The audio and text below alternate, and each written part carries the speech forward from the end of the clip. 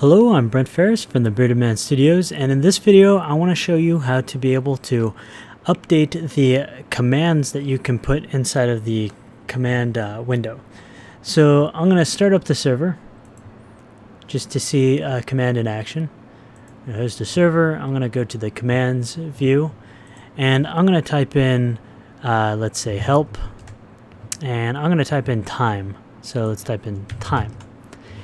You see that this prints out since start, a float, the date time here, and then the universal time code here. So where is this happening? This is actually happening inside of the console.cs. So if you don't know where that is, right here, console.cs, you can open that up and see it. So I'm going to scroll down to the time function. So this right here is all we care about. So we have time, string args in here, and then we have add data since start, and then the server time, date time. So this is a string we saw print out.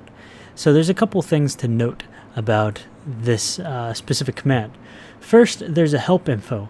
The help info is actually what is printed out whenever we type help. So whenever you add a new function here, you can add a help info, and then whenever you type help, it will automatically be printed out into the help view. So you see it says, so shows the times to the last server start, null, and then time. So if we went over here and looked, we have time here, and we have the message printed out there, and since there are no parameters, it just goes straight to the example. And that's where we saw null inside of the parameters.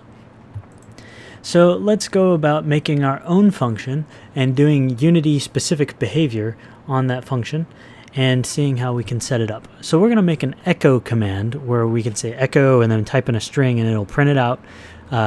1 to the console window, and 2, it'll debug it inside of Unity.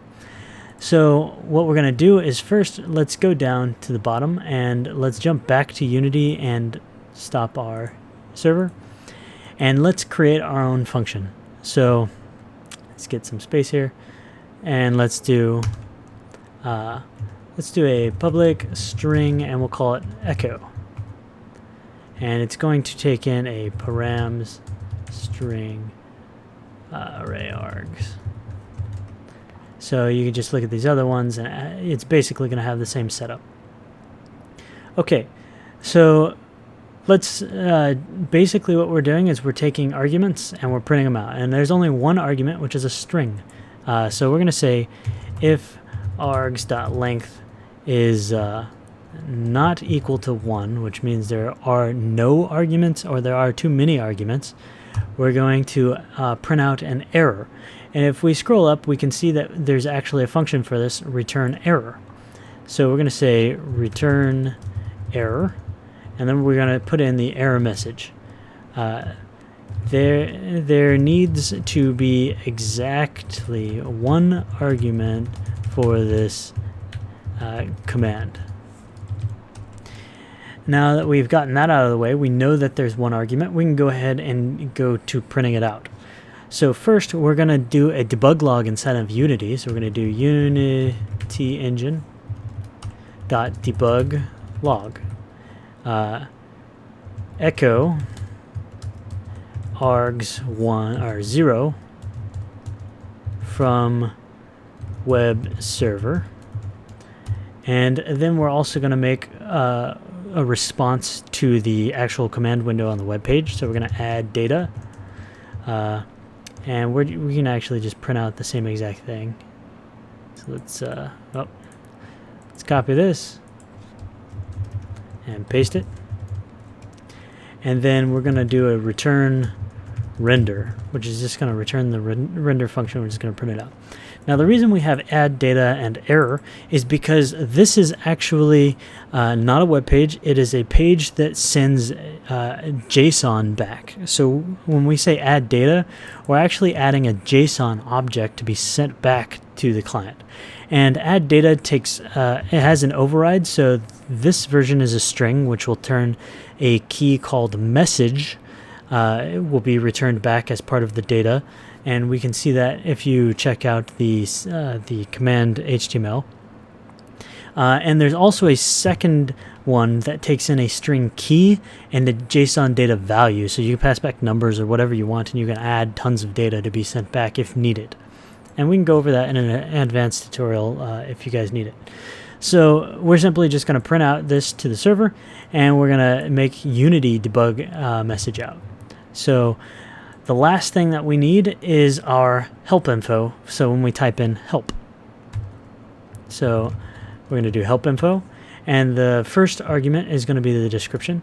This will print a generic string to the console and to Unity console.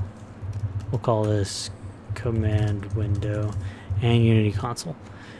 The next one is an array of strings for the parameters. So it's going to be a new string. And inside here, we're going to give a description about the strings, or about the arguments. So there's only one argument, but if there were multiple arguments, you would separate them by comma. So this is arg1, this is arg2. That's how you'd separate them. But we only have one, so let's stick to the one. And we're gonna write a description about this argument. And really, it's just a string that's going to be echoed out. And then, so we'll do that. String that will be echoed out. And the last argument is an example. So we're going to say the example is going to be echo, and then let's put our quotes, hello world. And now we have finished our setup for our custom command. So if we jump back into Unity, we can actually start seeing our command in action. I'm going to press play. I'm going to host, and now let's clear out our log. I'm going to go to the commands window, and I'm going to type in help. You'll notice that if I scroll down, there's a new echo, and it says this will print a generic message to the command console, and it has a list of parameters. The first parameter is going to be string that will be echoed out. Here's an example, echo hello world. So we're going to do that. Echo hello world. So if we look, it got printed out inside of the Unity debug console, so hello world from web server.